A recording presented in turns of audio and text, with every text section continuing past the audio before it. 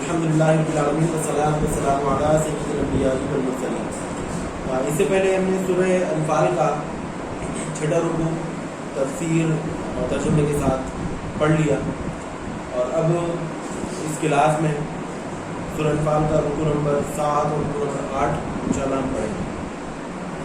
دیکھیے بسم اللہ الرحمن الرحیم، اللہ تعالیٰ نے فرمایا اذ یقول المنافقون والذین فی قلوبہم مرض غر هؤلاء دینہم ومن یتوکل علی اللہ فإن اللہ عزیز حکیم۔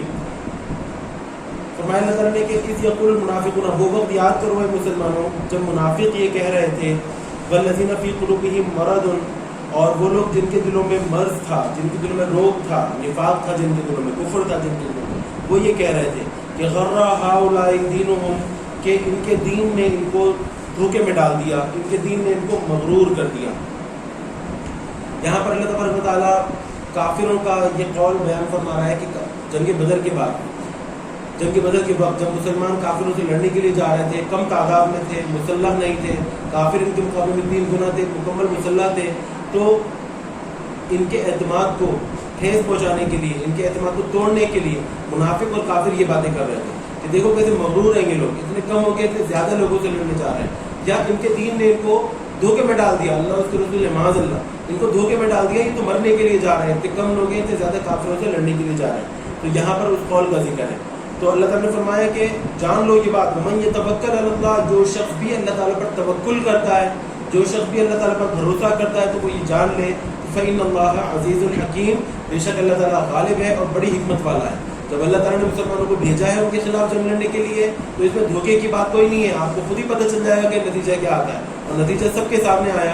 اس وقت پھر منافقوں کو اور کافروں کی آنکھیں پھٹی رہ گئیں، اور پھر ان کو احساس ہوا کہ مسلمان حق پر تھے، کہ دیکھو ان کو دھوکے میں نہیں ڈالا ان کے دین نے، بلکہ ان کو صحیح راستے پر ڈالا، مسلمان جیت گئے۔ ٹھیک ہے، آگے فرمایا وَلَوْ تَرَىٰ إِذْ يَتَوَفَّى الَّذِينَ كَفَرُوا الْمَلَائِكَةُ يَضْرِبُونَ وُجُوهَهُمْ وَأَدْبَارَهُمْ وَذُوقُوا عَذَابَ الْحَرِيقِ ذَلِكَ بِمَا قَدَّمَتْ أَيْدِيكُمْ وَأَنَّ اللَّهَ لَيْسَ بِظَلَّامٍ لِّلْعَبِيدِ۔ یہاں اللہ تعالیٰ ہر قرآن پڑھنے والے سے مخاطب ہے، جو بھی قرآن پڑھ رہا ہو اللہ تعالیٰ اس سے مخاطب ہے۔ فرمایا وَلَوْ تَرَىٰ، اے مخاطب، اے قرآن پڑھنے والے، کاش تم دیکھتے کہ اِذْ يَتَوَفَّى الَّذِينَ كَفَرُوا الْمَلَائِكَةُ، وہ وقت کہ جب کافروں کی جان نکالتے ہیں ملائکہ، فرشتے جب کافروں کی جان نکالتے ہیں، تم وہ وقت ملاحظہ کرتے کہ ان کا کیا حال ہوتا ہے۔ فرمایا يَضْرِبُونَ وُجُوهَهُمْ وَأَدْبَارَهُمْ، فرشتے جو ہے کافروں کے چہروں پر اور ان کے کولوں پر، ان کی پیٹھوں پر مارتے ہیں، آگ کے کوڑے مارتے ہیں، آگ کے گرز مارتے ہیں، آگ کے ہتھوڑے مارتے ہیں۔ وذوقوا عذاب الحریق، اور ان سے کہتے ہیں کہ اب تم جلا دینے والا عذاب چکھو، آگ کا عذاب چکھو۔ دنیاوی عذابوں کے لیے جو بھی ہے وہ تو کچھ بھی نہیں ہے، اصل عذاب تو کافروں کے لیے آخرت میں تیار کر رکھا ہے، لیکن اس عذاب کی ابتدا کب ہو جاتی ہے؟ ان کی جان نکلتے وقت۔ جب ان کی جان نکلتی ہے تو اتنا سخت ان کا ماحول ہوتا ہے، اتنے سخت طریقے سے ان کی جان نکلتی ہے کہ ایک تو جان نکلنے کی تکلیف، پھر کافروں کو فرشتے جو ہے وہ مارتے ہیں، آگ کے کوڑے، آگ کے گرز اور آگ کے ہتھوڑوں سے مارتے ہوئے ان کی روح نکالتے ہیں، اور یہ کہتے ہیں کہ اب تم جلا دینے والا عذاب چکھو۔ ذالک بما قدمت ایدیکم، اور یہ اس وجہ سے تھا کہ جو تمہارے ہاتھوں نے آگے بھیجا، جو تم نے اعمال کیے، جو تم نے نافرمانیاں کی، جو تم نے کفر کیا، یہ اس کا بدلہ ہے۔ وَأَنَّ اللَّهَ لَيْسَ بِظَلَّامٍ لِّلْعَبِيدِ، اللہ تعالیٰ اپنے بندوں پر ظلم نہیں فرماتا، تو یہ مت سمجھے کہ ان پر ظلم ہو رہا ہے، ان کی جان نکالتے ہوئے ان کو جو تکلیف دی جا رہی ہے یا ان کو جو سزا دی جا رہی ہے، ظلم نہیں ہے۔ اللہ تعالیٰ اپنے بندوں پہ کبھی ظلم نہیں فرماتا، یہ ان کے ان کرتوتوں کا بدلہ ہے، ان کے ان اعمال کا بدلہ ہے جو انہوں نے دنیا میں رہتے ہوئے کیے، اللہ کی، اس کے رسول کی مخالفت کی، مسلمانوں کی مخالفت کی، مسلمانوں کو تکلیف پہنچائی، اللہ پر ایمان نہ لائے، تو یہ ان سب کاموں کا بدلہ ہے۔ ٹھیک ہے، تو آخرت کا جو عذاب ہے وہ تو خاص طور پہ اللہ تعالیٰ نے کافروں کے لیے یہی تیار کر رکھا ہے، اور وہ بڑا خطرناک عذاب ہے۔ آگے فرمایا کذابی آل فرعون والذین من قبلہم، ان کافروں کا معاملہ جو تھا وہ اہل فرعون کی طرح تھا، فرعون والوں کی طرح تھا، والذین من قبلہم، اور جو ان سے پہلے کافر قومیں گزری ان کی طرح تھا۔ جو فرعون کی قوم تھی وہ کافر تھی، اسی طرح ان سے پہلے کی جو قومیں تھی، قوم ہود علیہ السلام اور قوم صالح علیہ السلام، یعنی قوم عاد اور قوم ثمود، ان کا معاملہ ان کی طرح ہے۔ فرمایا کہ کفروا بآیات اللہ، ان سب لوگوں نے اللہ تعالیٰ کی آیتوں کو جھٹلایا، اللہ تعالیٰ کی نشانیوں کو جھٹلایا، فأخذهم اللہ بذنوبہم، تو ان کے گناہوں کی وجہ سے اللہ نے ان کی پکڑ فرما لی۔ اللہ نے ان پر ظلم نہیں کیا، ان کے گناہوں کی وجہ سے ان کی پکڑ فرمائی، ان کو جو عذاب دیا وہ لوگ خود مانگتے تھے عذاب، نبی کا انکار کیا انہوں نے، مسلمانوں کو تکلیفیں پہنچائی، اس وجہ سے اللہ نے ان پر عذاب نازل فرمایا۔ اللہ تعالیٰ فرماتا ہے کہ ان کافروں کا، نبی علیہ السلام کے زمانے کے کافروں کا معاملہ بھی انہی کی طرح ہے۔ ان اللہ قوی شدید العقاب، بے شک اللہ تعالیٰ بڑا زبردست ہے اور بہت سخت عذاب دینے والا ہے. قوی کے معنی بہت قوت والا, بڑا زبردست, اور شدید العقاب بہت سخت عذاب دینے والا ہے. آپ یہ اندازہ کریں کہ مختلف آیات میں کافروں کو ڈراتے ہوئے اللہ تعالیٰ مسلمانوں کو بھی اشارہ دے رہا ہے کہ تم کبھی ان کافروں کے نقش قدم پر نہیں چلنا, ان کافروں کی اطاعت کرتے ہوئے اللہ و رسول کی نافرمانی مت کرنا, ورنہ یاد رکھنا اللہ تعالیٰ کا عذاب بڑا سخت ہے. اللہ تعالیٰ جو ہے بہت سخت عذاب دینے والا ہے, اس کے عذاب سے ہمیشہ ڈر کے رہنا. آگے فرمایا ذالک بأن اللہ لم یکن مغیرا نعمتا انعمها علی قوم حتی یغیروا ما بانفسهم وان اللہ سمیع علیم.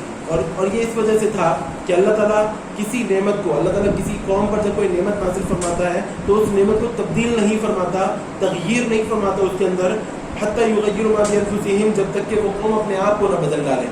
یعنی اللہ تعالیٰ کسی قوم پر کوئی نعمت نازل فرماتا ہے تو وہ نعمت نازل ہوتی رہتی ہے ان پہ جب تک کہ وہ اللہ تعالیٰ کی نافرمانی پر نہ آ جائے. اللہ تعالیٰ کی جب تک فرمانبردار ہے وہ قوم, اللہ تعالیٰ کی باتیں مان رہی ہے, اس قوم پر نعمت جو ہے بدستور اترتی رہتی ہے, نازل, اللہ تعالیٰ کی برکتیں نازل ہوتی رہتی ہیں. لیکن اگر وہ قوم اس نیک کام کو چھوڑ دے, اللہ تعالیٰ کی اطاعت کو چھوڑ دے, اس کے رسول کی فرمانبرداری کو چھوڑ دے, تو اللہ تعالیٰ بھی نعمت نازل نہیں فرماتا, اللہ تعالیٰ کی برکتیں اٹھا لیتا ہے. تو یہاں پر اللہ تعالیٰ نے اسی بات کا ذکر فرمایا کہ اگر اللہ تعالیٰ کسی نعمت کو کسی قوم پر نازل فرماتا ہے تو اس وقت تک نازل فرماتا رہتا ہے حتی یغیروا ما بانفسہم, جب تک کہ وہ اپنے آپ کو بدل نہ ڈالیں, جو وہ نیک کام کرتے ہیں, جو وہ اطاعت کرتے ہیں, ان کو چھوڑ نہ ڈالیں. وَأَنَّ اللَّهَ سَمِيعٌ عَلِيمٌ, اور بے شک اللہ تعالیٰ سب کچھ سننے والا اور سب کچھ جاننے والا ہے. آگے دوبارہ پہلی والی آیت کا ذکر کیا, فرمایا کذاب آل فرعون والذین من قبلہم, ان کفار مکہ کا طرز عمل, ان کا دستور, ان کا رویہ بالکل فرعونیوں کی طرح ہے, جو فرعون کی قوم تھی ان کی طرح ہے. والذین من قبلہم, اور وہ سرکش جو ان سے پہلے گزرے, قوم عاد, قوم ثمود, قوم لوط اور بے شمار قومیں, تو جس طرح ان کا رویہ تھا اسی طرح ان کا بھی رویہ, انہوں نے بھی اللہ کے نبیوں کو جھٹلایا, انہوں نے بھی اللہ کے نبی کو جھٹلایا. فرمایا کذبوا بآیات ربہم, ان سب لوگوں نے اللہ اپنے رب کی آیتوں کو جھٹلا دیا, اس کی نشانیوں کو جھٹلا دیا. فأہلکناہم بذنوبہم, تو ہم نے ان سب کو ہلاک کر دیا, ان سب کو تباہ برباد کر دیا. وأغرقنا آل فرعون, اور آل فرعون کو غرق کر دیا, ڈبو کے مار دیا. انشاءاللہ کچھ عرصے کے بعد حضرت سیدنا موسیٰ علیہ السلام کے واقعات اور ان کی داستان جو ہے وہ میں ایک ویڈیو بناؤں گا اس حوالے سے, تو اس میں یہ پورا واقعہ سیدنا موسیٰ علیہ السلام کو اس میں ذکر کروں گا, دیکھنا نہیں بھولیے گا. تو یہاں پر اللہ تعالیٰ نے فرمایا وَأَغْرَقْنَا عَلَى فِرْعَوْنَ, قوم فرعون کو ڈبو کے مارا, اور بڑی عبرتناک موت تھی فرعون کی اور اس کی پوری قوم کی. 70 لاکھ فوج تھی اور وہ سب کے سب جو ہے وہ دریا نیل میں ڈوب کے مر گئے تھے. یہاں پر اس واقعے کا ذکر ہے. اللہ تعالیٰ نے فرمایا وَكُلٌّ كَانُوا ظَالِمِينَ, وہ سب کے سب ظالم تھے, وہ سب کے سب ظلم کرنے والے تھے.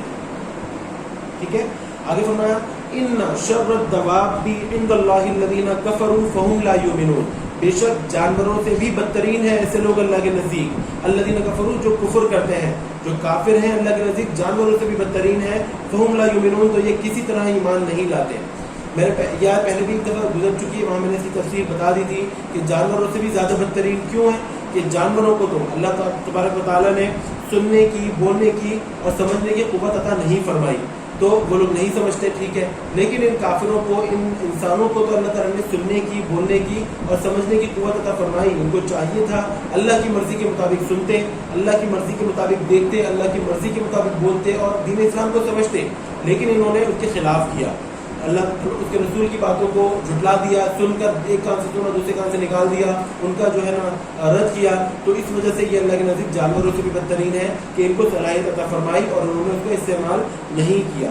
فرمایا فهم لا یؤمنون, تو یہ کسی طرح ایمان نہیں لائیں گے. ٹھیک ہے. اچھا, اگلی جو آیتیں ہیں اس کے اندر منافقین, معاف کیجیے گا, اس کے اندر جو ہے یہودیوں کا ذکر ہے. میں سیرت کے واقعات میں یہ سارے داستان تفصیل سے بیان کر چکا ہوں کہ مدینہ میں 3 یہودیوں کے قبائل تھے, بنو قینقاع, بنو نذیر اور بنو قریظہ.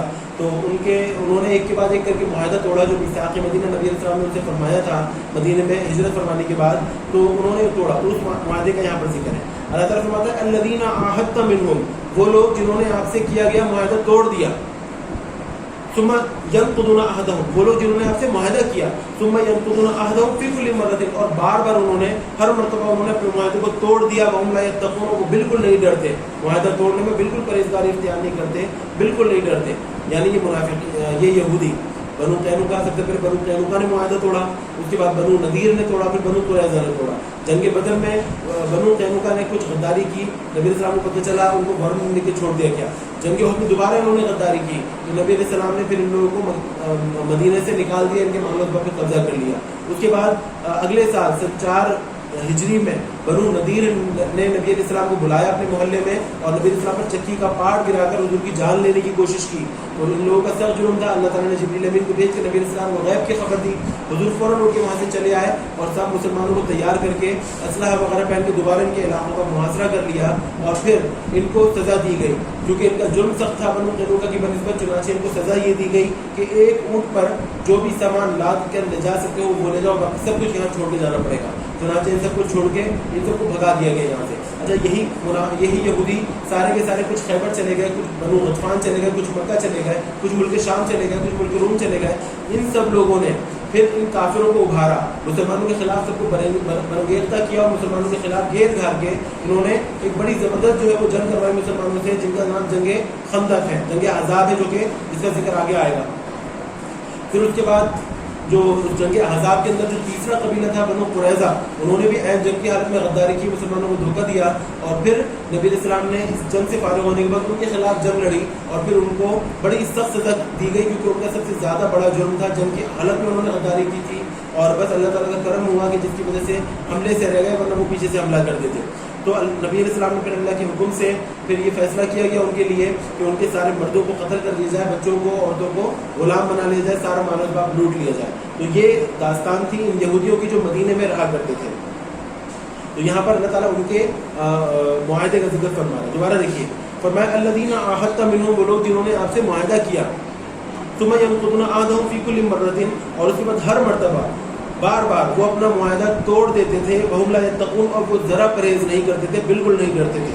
اللہ تعالیٰ فرماتے ہیں فَإِمَّا تَثْقَفَنَّهُمْ فِي الْحَرْبِ, تو اگر اے مسلمانوں تم انہیں جنگ میں پاؤ, ایسے یہودیوں کو اگر تم اپنے خلاف جنگ میں پاؤ, فَشَرِّدْ بِهِمْ مَنْ خَلْفَهُمْ, تو انہیں ایسی عبرتناک سزا دو, انہیں ایسی عبرتناک موت مارو کہ جو ان کے پیچھے آنے کا سوچ رہے ہیں, جو باقی قبیلے ہیں اور وہ غداری کا سوچ رہے ہیں, فشرد وہ ڈر جائیں, وہ پیچھے ہو جائیں, وہ بھاگ جائیں, لعلہم یذکرون, شاید کہ ان کو نصیحت حاصل ہو جائے.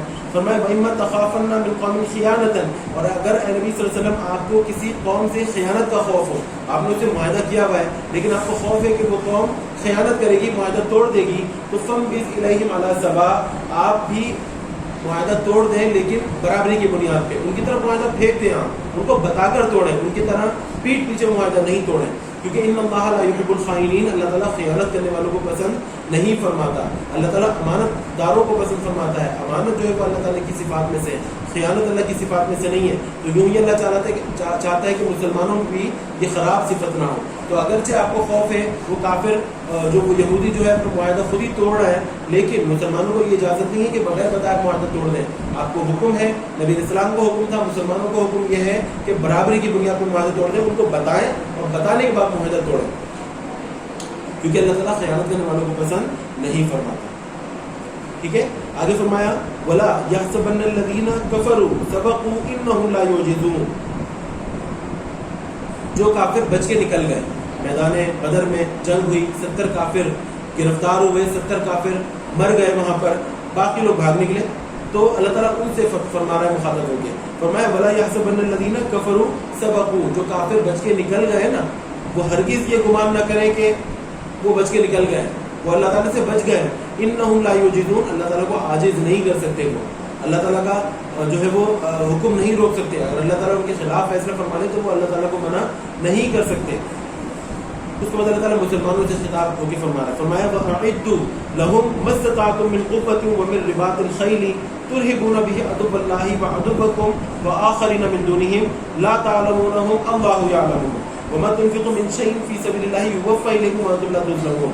فرمایا اے مسلمانوں, وَأَعِدُّوا لَهُم مَّا اسْتَطَعْتُم, تم تیار رکھو اپنی استطاعت کے مطابق, جتنی بھی تم طاقت رکھتے ہو اس کو جمع کر کے تم تیار کر رکھو, من قوت, اپنی قوت و طاقت, ومن رباط الخیل, بندے ہوئے گھوڑے, ترہبون بہ عدو اللہ وعدوکم, جن کے ذریعے تم اللہ کے دشمنوں کو اور اپنے دشمنوں کو ڈرا سکو, وآخرین من دونہم, اور ان کے علاوہ ایسے لوگوں کو ڈرا سکو, لا تعلمونہم, جن کو تم نہیں جانتے, لیکن اللہ یعلم, اللہ تعالیٰ انہیں جانتا ہے. اب یہاں پر کیا فرمایا, فرمایا کہ مسلمانوں کو حکم دیا جا رہا ہے اپنی بھرپور قوت طاقت تیار کر کے رکھو، جہاد کے لیے ہر وقت تیار رہو، بندے ہوئے گھوڑے باندھ کے رکھو جہاد کے لیے، اور اپنی جو ہے مکمل اسلحہ اور اپنی طاقت جمع کر کے رکھو، کبھی بھی جنگ کی حالت پیش آ سکتی ہے، اور جنگ کے اندر اتنی بہادری کا مظاہرہ کرو، ایسی عبرتناک موتیں دو کافروں کو کہ اللہ کے دشمن اور تمہارے دشمن یعنی کافر اور منافق اور یہودی یہ سب ڈر جائے، اور وہ لوگ ڈر جائیں دوسرے وہ لوگ جن کو تم نہیں جانتے. تو کون لوگ ہو سکتے ہیں؟ وہ اس سے مراد یا تو یہودی ہو سکتے ہیں کہ جو در پردہ مسلمانوں کی دشمنی رکھتے تھے، یا اس سے مراد منافق ہو سکتے ہیں جو بظاہر مسلمان بنے ہوئے ہیں لیکن در حقیقت کافر ہیں. اللہ تعالیٰ فرماتا ہے تم نہیں جانتے ان کو، لیکن اللہ یعلم، اللہ تعالیٰ انہیں جانتا ہے. فرمایا وَمَا تُنْفِقُوا مِنْ شَيْءٍ فِي سَبِيلِ اللَّهِ، اور یاد رکھنا جو بھی چیز تم اللہ تعالیٰ کی راہ میں خرچ کرو گے، يُوَفَّ إِلَيْكُمْ، تمہیں اس کا پورا پورا بدلہ دیا جائے گا، وَأَنْتُمْ لَا تُظْلَمُونَ، اور تم پر ظلم نہیں کیا جائے گا. تو یاد رکھیے گا اللہ تعالیٰ کی راہ میں جو مال خرچ کیا جاتا ہے، صدقات، خیرات، زکوٰۃ یا مال جہاد یا مساجد میں چندہ وغیرہ، جو بھی کوئی چیز دی جاتی ہے، کسی فقیر کی مدد کرنا، کسی دوست کی مدد کر دینا، تو یاد رکھیے گا اللہ تعالیٰ کی راہ میں جو چیز خرچ کی جاتی ہے اللہ تعالیٰ اس کو پورا پورا بدلہ عطا فرماتا ہے، بلکہ بڑھا کے عطا فرماتا ہے. مختلف آیتوں میں مختلف احادیث میں اس کی تصریح موجود ہے کہ اللہ تعالیٰ 10 گنا اور اللہ تعالیٰ 70 گنا بلکہ 700 گنا تک اللہ تعالیٰ اس کا ثواب عطا فرماتا ہے. میں آپ کو ایک حدیث سناتا ہوں. حضرت سیدنا ابن ابی مسعود انصاری رضی اللہ عنہ فرماتے ہیں کہ ایک شخص ایک اونٹنی لے کر آیا نبی اسلام کی بارگاہ میں، جس کی ناک میں نکیل پڑی ہوئی تھی، یعنی لگام پڑی ہوئی تھی، مکمل تیار اونٹنی تھی. وہ لے کر آیا اور عرض کی کہ ہذہ فی سبیل اللہ، یا رسول اللہ صلی اللہ علیہ وسلم یہ اونٹنی جو ہے میں اللہ تعالیٰ کی راہ میں صدقہ کرنے کے لیے لایا ہوں، اللہ تعالیٰ کی راہ میں دینے کے لیے لایا ہوں. تو نبی علیہ السلام نے اس سے فرمایا کہ لک بہا یوم القیامۃ 700 ناقۃ کلھا مختومۃ، صحیح مسلم شریف کی حدیث ہے. یعنی اللہ تبارک و تعالیٰ اس ایک اونٹنی کے بدلے قیامت کے دن تمہیں 700 اونٹنیاں عطا فرمائے گا، جس میں سے ہر ایک کی ناک میں نکیل پڑی ہوئی ہوگی. صحیح مسلم شریف کی حدیث ہے، اور اس سے بخوبی پتہ چل جاتا ہے کہ انہوں نے ایک اونٹنی یہاں پر صدقہ کی، بدلے میں اللہ تبارک و تعالیٰ 700 اونٹنیاں عطا فرمائے گا. یعنی ایک نیکی کا ثواب 700 گنا بڑھا کر. اگر آپ ایک نیکی، اگر آپ 1 روپیہ جو ہے اللہ تعالیٰ کی راہ میں صدقہ کریں گے وہ چھوٹی سی رقم ہے، لیکن اللہ تعالیٰ اس 1 روپے کا ثواب بدلے میں 1 روپیہ نہیں بلکہ 700 روپے کے ساتھ عطا فرمائے گا. بڑھاتے جائیں، اندازہ کرتے جائیں، اپنی دین کی خدمات آپ یاد کرتے جائیں، اور جو ہے وہ ثواب اللہ تعالیٰ پر چھوڑ دیں. اور آپ دیکھیں گے انشاءاللہ کہ جب نامہ اعمال ہمارے سامنے پیش ہوگا تو ثواب کا انبار ہمارے سامنے لگا ہوگا. ہم حیران ہو جائیں گے کہ یا اللہ یہ سب نیکیاں کہاں سے ہیں، ہم نے تو اتنی نیکیاں نہیں کی. اللہ تعالیٰ فرمائے گا کہ میں نے اپنی رحمت سے تمہارے جو نیکیاں تھیں ان کو 700 گنا بڑھا دیا ہے، تو 700 گنا زیادہ ثواب عطا فرمایا جائے گا. ٹھیک ہے، آگے فرمایا وَإِن جَنَحُوا لِلسَّلْمِ فَاجْنَحْ لَهَا وَتَوَكَّلْ عَلَى اللَّهِ إِنَّهُ هُوَ السَّمِيعُ الْعَلِيمُ. فرمایا کہ اے نبی صلی اللہ علیہ وسلم اگر وہ کفار جو جنگ میں آپ سے لڑ رہے ہیں اگر وہ صلح کی طرف مائل ہو، صلح کرنا چاہیں، آپ سے جنگ روکنا چاہیں، فَاجْنَحْ لَهَا، تو آپ مائل ہو جائیے ان کی طرف، آپ بھی جنگ چھوڑ دیجیے اور ان سے صلح کر لیجیے. وَتَوَكَّلْ عَلَى اللَّهِ، اور صرف اللہ تعالیٰ ہی پر آپ بھروسہ کیجیے. إِنَّهُ هُوَ السَّمِيعُ الْعَلِيمُ، بے شک وہ ہر بات کو سننے والا اور سب باتیں جاننے والا ہے. فرمایا وَإِن يُرِيدُوا أَن يَخْدَعُوكَ، لیکن اگر ان کافروں کا ارادہ اس صلح کے ذریعے دھوکہ دینے کا ہے، وہ کافر آپ کو دھوکہ دینا چاہتے ہیں کہ صلح کریں اور اچانک پیٹھ پیچھے خنجر گھوپ دیں. فرمایا اگر وہ کافر آپ کو دھوکہ دینا چاہتے ہیں تو یاد رکھیں فَإِنَّ حَسْبَكَ اللَّهُ، بے شک آپ کو اللہ تعالیٰ کافی ہے. هُوَ الَّذِي أَيَّدَكَ بِنَصْرِهِ وَبِالْمُؤْمِنِينَ، کیونکہ اللہ تعالیٰ ہی وہ ذات ہے کہ جس نے آپ کی تائید فرمائی اپنی نصرت کے ذریعے، اپنی مدد کے ذریعے اور مومنین کی جماعت کے ذریعے. ٹھیک ہے، اللہ تعالیٰ ہی ہے جس نے آپ کو جو ہے اتنا مقام پر آگے پہنچا دیا. تو اللہ تعالیٰ پر بھروسہ کریں، توکل کریں اور ان پر آپ بھروسہ کر لیں. اگر یہ نقصان پہنچانا چاہیں گے، دھوکہ دینا چاہیں گے تو اللہ تعالیٰ آپ کے ساتھ ہے، وہ بڑا زبردست مددگار ہے. ٹھیک ہے، آگے فرمایا وَأَلَّفَ بَيْنَ قُلُوبِهِمْ لَوْ أَنفَقْتَ مَا فِي الْأَرْضِ جَمِيعًا مَا أَلَّفْتَ بَيْنَ قُلُوبِهِمْ. اللہ تعالیٰ ہی کو ذات ہے جس نے ان مسلمانوں کے دلوں میں آپس میں الفت ڈال دی، محبت ڈال دی. دراصل یہاں اللہ تبارک و تعالیٰ زمانہ جاہلیت کا جو زمانہ تھا وہ یاد دلا رہا ہے. اللہ تعالیٰ بتانا چاہ رہا ہے کہ آپ یاد کریں اس وقت کہ جب اسلام نہیں آیا تھا. زمانہ جاہلیت کو زمانہ جاہلیت کیوں کہتے ہیں؟ اس لیے کہتے ہیں کہ وہاں اس وقت سب جہالت بھری ہوئی تھی، سب جاہل تھے. چھوٹی چھوٹی باتوں پر لڑائی شروع ہو جاتی تھی ان کی. کسی نے کسی کو ٹکر مار دی، بدلے میں اس شخص تلوار نکالی، اس کو قتل کر دیا. اس نے اس کو قتل کیا، اس کے قبیلے کے لوگ آ گئے، اس کو قتل کر دیا. جب اس کو قتل کیا، اس کے قبیلے کے لوگ آ گئے، آپس میں جنگ شروع ہو گئی. 2 قبیلے آپس میں جنگ شروع ہوئے، ان کے ساتھ 10 لوگ مل گئے، ان کے ساتھ 10 قبیلے مل گئے، اور باقاعدہ ایک لمبی جنگ جو ہے وہ شروع ہو جاتی تھی اور سالوں جاری رہتی تھی. وہ جنگ سالوں جاری رہتی تھی. ہر طرح کی برائی ان کے اندر تھی، ہر طرح کے عیوب ان کے اندر تھے، کوئی نیکی ان میں نام کو نہیں تھی، کوئی ایسا گناہ کا کام، کوئی ایسا غلط کام نہیں تھا جو وہ نہیں کرتے تھے. تو اتنا جو ہے سخت ماحول، ایک دوسرے کے خلاف دشمنی ان کے دلوں میں تھی، کوئی رحم کا جذبہ ان کے دلوں میں نہیں تھا. پھر یہی لوگ جب اسلام آیا، جب یہ لوگ مسلمان ہوئے تو ان کے دل کی حالت بدل گئی. یہ لوگ آپس میں ایک دوسرے سے محبت کرنے والے بن گئے، آپ کے لیے جانثار بن گئے. کیسے ہوئی ان کی تبدیلی؟ یہ لوگ کیسے تبدیل ہو گئے؟ ایک حدیث سناتا ہوں میں آپ کو. ہوا یہ کہ مدینے کی آبادی ہے، 6 سالی کا زمانہ تھا، غربت تھی لوگوں میں، تو کھانے پینے کے لیے موجود نہیں تھا لوگوں کے لیے. اچانک ایک محلہ تھا، 20-30 مکان تھے اس محلے میں. تو ایک جو ہے سری گائے کا ایک سر جو ہے کسی کے گھر تحفے کے طور پر آیا، کسی نے قربانی کی، اپنے رشتے دار کے گھر گائے کا سر بیچ دیا کہ آپ اس کو پکا کر کھا لیں. تو اس کے بعد جب یہ پہنچا، تحفہ پہنچا، تو اس کو اپنے پڑوسی کا خیال آیا کہ میرا پڑوسی ہے، مجھ سے زیادہ غریب ہے اور مجھ سے زیادہ جو ہے محتاج ہے، ممکن ہے اس کو مجھ سے زیادہ ضرورت ہو. اس نے وہ تحفہ، وہ سیری جو تھی وہ آگے بھیج دی کہ ہماری طرف سے یہ تحفہ ہے آپ کو.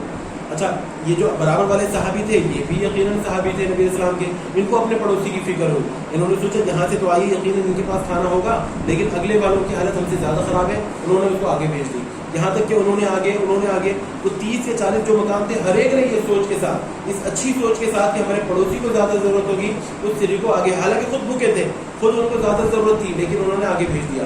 حتیٰ کہ اس پورے محلے میں کچھ سری، وہ گائے کا سر، وہ گھومتا گھومتا وہ اس پہلے والے گھر میں آ گیا جس سے وہ سری آگے دی تھی. اس آخری گھر والے نے یہ سوچ کر ان کو بھیج دی، اس کو تو نہیں پتا کہ یہاں سے چلیے، اس نے یہ سوچ کر آگے بھیج دی کہ ان کو زیادہ ضرورت ہے. جب وہ سری ان کے پاس پہنچی تو حیران رہ گئے کہ یہ تو وہ سری جو ہم نے یہاں بھیجی تھی، وہاں کہاں سے آ رہی ہے. سمجھ گئے کہ جو سوچ ہماری تھی، جو نیت ہماری تھی، وہی ان سب لوگوں نے جو ہے سوچا ہے. تو اس خدا ترسی میں ان کے آنکھوں میں آنسو آ گیا. پھر انہوں نے سالن بنایا، اس کو پانی زیادہ کیا اور اس سالن انہوں نے پورے محلے میں تقسیم کر دیا. آپ مجھے بتائیے، زمانے جاہلیت کے یہی وہ لوگ ہیں جو ایک دوسرے سے لڑائی کیا کرتے تھے، ایک دوسرے کی قتل اور جان کے در پہ ہوا کرتے تھے.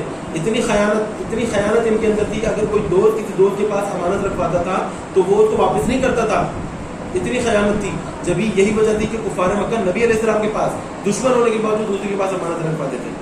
تو اتنی جہالت، اور کہاں جو ہے اسلام آنے کے بعد یہی لوگ کیسے بدل گئے.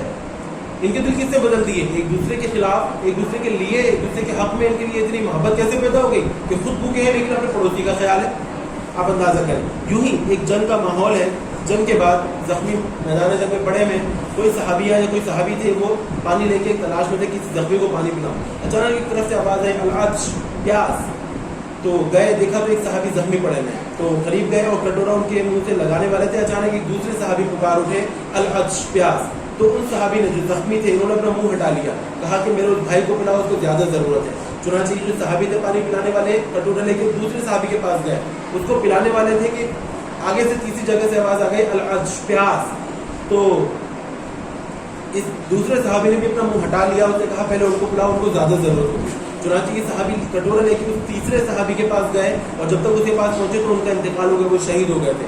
چنانچہ واپس دوسرے صحابی کے پاس آئے تو ان کا بھی انتقال ہو گیا تھا، پیاس کی شدت سے ان کا انتقال ہو چکا تھا، شہید ہو چکے تھے. چنانچہ جب پہلے صحابی کے پاس واپس آئے تو وہ بھی آخری سانس سے گن رہے تھے، ان کے قریب پہنچتے ان کا بھی انتقال ہو گیا. آپ اندازہ کریں یہ جذبہ، یہ ایثار کا جذبہ یہ کہاں سے آ گیا ہے کہ خود زخمی ہے، پیاس پانی کی ضرورت ہے. اگر وہ پہلا صحابی پانی پی لیتا ممکن ہے بچ جاتا، ان تینوں سے کوئی ایک تو بچ جاتا نا، لیکن اس کو اپنے پڑوسی کی، اپنے بھائی کی، اپنے دوسرے صحابی کی اس کو زیادہ فکر ہے.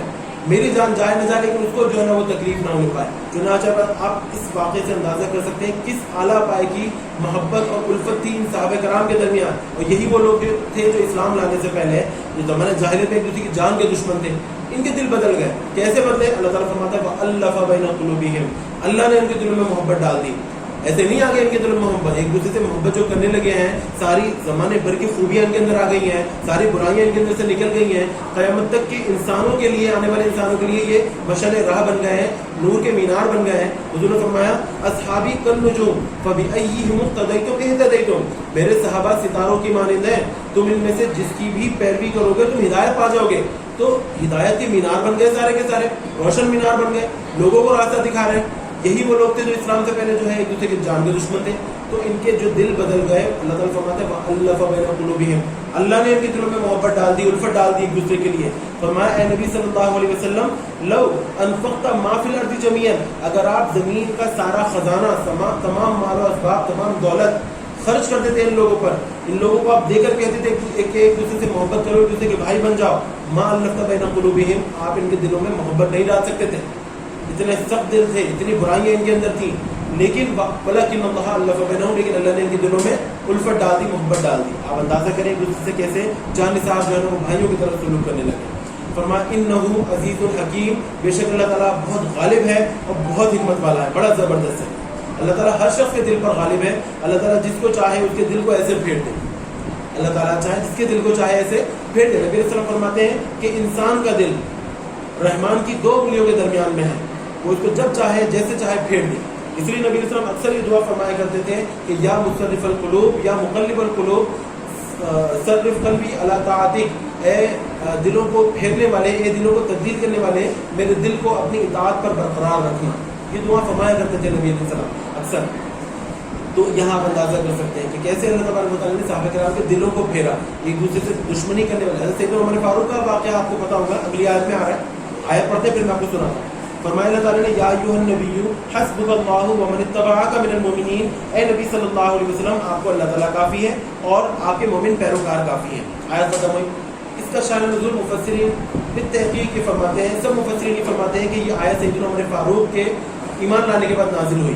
اب میں آپ کو بناتا ہوں بیک گراؤنڈ کیا ہے. شان نزول سن 6 نبوی کا زمانہ ہے, نبوت کا 6واں سال ہے. حضور کو اعلان نبوت کیے ہوئے 6 سال ہونے والے ہیں, 6 سال چل رہا ہے. اور اس وقت تک صرف 38 لوگ مسلمان ہوئے, 38.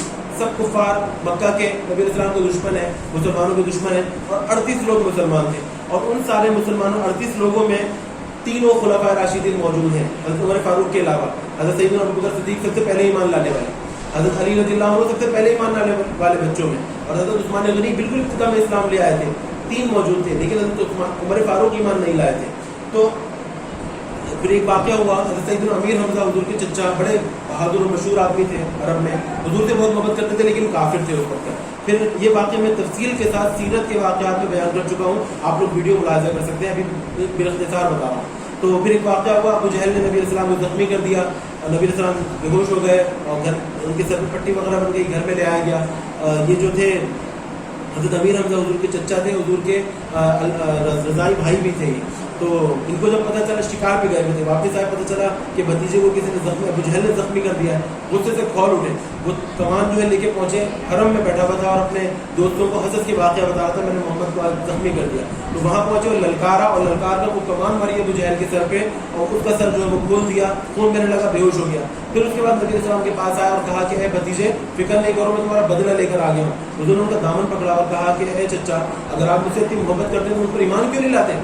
نبی علیہ السلام کے کہنے میں کیا تاثیر تھی, ان کے دل پر اثر کی, اسی وقت مسلمان ہو گئے. یہ 39ویں شخص تھے, 39 شخص تھے. سیدنا امیر حمزہ رضی اللہ تعالیٰ عنہ اسد اللہ و رسول, ان کے اسلام لانے کے 3 دن کے بعد کا واقعہ ہے. ابو جہل جو ہے وہ جب اس کو افاقہ ہوا, اس کے چوٹ سے اس کو ہوش آیا تو بڑا غصہ آیا. اس نے اعلان کر دیا نبی علیہ السلام کے خلاف, جو ان کو قتل کر کے لائے گا, ان کا سر لے کر آئے گا, اس کو میں 100 سرخ اونٹ انعام میں دوں گا.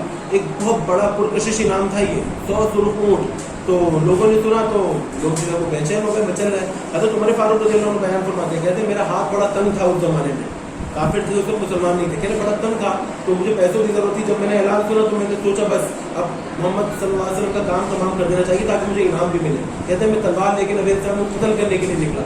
باہر نکلا تو ایک کے دوست سے ملاقات ہوئی جو کہ چوری چھپے مسلمان ہو گئے تھے. لوگوں کو ان کے ایمان کا نہیں پتا تھا.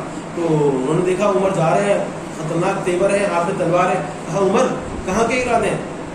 تو کہا کہ بس آج محمد کا کام تمام کر دوں گا صلی اللہ علیہ وسلم, تو بس آپ جو ہے نا ان کا کام جو ہے وہ تمام ہو جائے گا. تو یہ گھبرا گئے جو صحابی تھے, انہوں نے کہا نبی علیہ السلام کی جو ہے وہ کوئی تکلیف نہ پہنچے, ان کو نقصان نہ پہنچا دیں. ان کو پھیرنے کے لیے کہا کہ آپ وہاں جا رہے ہیں, اپنے گھر کی تو خبر لیں, آپ کے بہنوں مسلمان ہو چکے ہیں, اسلام تو آپ کے گھر میں داخل ہو چکا ہے, پہلے وہاں تو روکو.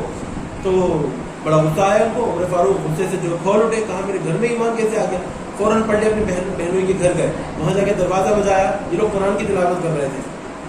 ڈر گئے, پوچھا کون ہے, کہا عمر. انہوں نے جلدی جو ہے ڈر کے جو ہے قرآن کے اوراد چھپائے, اور اس کے بعد جو ہے دروازہ کھولا. تو عمر فاروق ہاتھ میں تلوار لے کے اندر آ کر کہا کیا پڑھ رہے تھے تم لوگ؟ انہوں نے کہا ہم تو باتیں کر رہے تھے. تو کہا کہ میں نے سنا تم مسلمان ہو گئے. تو جب ان لوگوں نے سنا کہ ان کو پتہ چل گیا ہے تو بہادر بڑی بے باکی سے انہوں نے کہا ہاں عمر اگر تمہیں پتہ چل گیا ہے تو یاد رکھو ہم مسلمان ہو گئے, ہم اس دین کو نہیں چھوڑ سکتے. عمر فاروق نے اپنے بہنوئی کو مارنا شروع کیا. بہن بیچ میں آئی, ان کو بھی مارا, ان کا سر دیوار سے ٹکرایا, وہ بھی بے ہوش ہو گئی, اور جو ہے بہنوئی جو ہے خون ہو گئے. پھر اس کے بعد جو ہے جب بہن کا خون دیکھا تو تھوڑے ٹھنڈے ہوئے, تو پھر کہا کہ اچھا دکھاؤ مجھے تم کیا پڑھ رہے تھے. تو ان لوگوں نے کہا نہیں ایسے نہیں پڑھ سکتے, آپ پہلے وضو کرو, پاک صاف ہو جاؤ. چنانچہ ان کو وضو کرایا اور قرآن کے اوراق ان کے ہاتھ پہ پکڑا دیے. روایت میں آتا ہے کہ سورہ مریم کی آیتیں تھیں, کاف ہا یا عین صاد ذکر رحمت ربک کا ذکر کیا. حضرت عمر فاروق نے تلاوت کرنا شروع کی, جو پڑھتے جاتے دل سے سیاہی اور کفر کی غلاظت جو ہے اترتی جاتی, یہاں تک کہ وہ صفحہ پورا کیا اور ان کا دل نور ایمان سے جو ہے نا وہ لبریز ہو چکا تھا, بھر چکا تھا. اب مجھے بتائیں کیسے بدلا دل. وَأَلَّفَ بَيْنَ قُلُوبِهِمْ, اللہ نے ان کے دل میں محبت ڈال دی. نبی علیہ السلام کی محبت, کچھ دیر پہلے نبی علیہ السلام کی دشمنی کی تلوار لے کے قتل کرنے کے لیے جا رہے ہیں, ابھی نبی علیہ السلام کی محبت دل میں آ گئی. چنانچہ کہنے لگے اچھا مجھے بتاؤ, محمد صلی اللہ علیہ وسلم کہا ہے مجھے کلمہ پڑھنا ہے. چنانچہ بتایا گیا, تلوار لے کے اسی حالت پہ نکلے. اب نبی علیہ السلام آرام کر رہے تھے کسی صحابی کے گھر میں, تو اچانک کسی نے اطلاع دی کہ یا رسول اللہ عمر آ رہے ہیں اور ان کے ہاتھ میں تلوار ہے, تیور خطرناک ہے ان کے. حضرت امیر ہم تک کھڑے ہو گئے, تلوار نکال لی, کہا آنے دو عمر کو, آج یا تو عمر نہیں یا میں نہیں, دیکھے گا عرب کیا آج کون بہادر ہے. تو جب عمر فاروق وہاں پہنچے, نبی علیہ السلام نے کہا عمر کیا ارادے ہیں. اچھا ان واقعے سے 3-4 دن پہلے نبی علیہ السلام نے دعا کی تھی, یہ میں بتانا بھول گیا.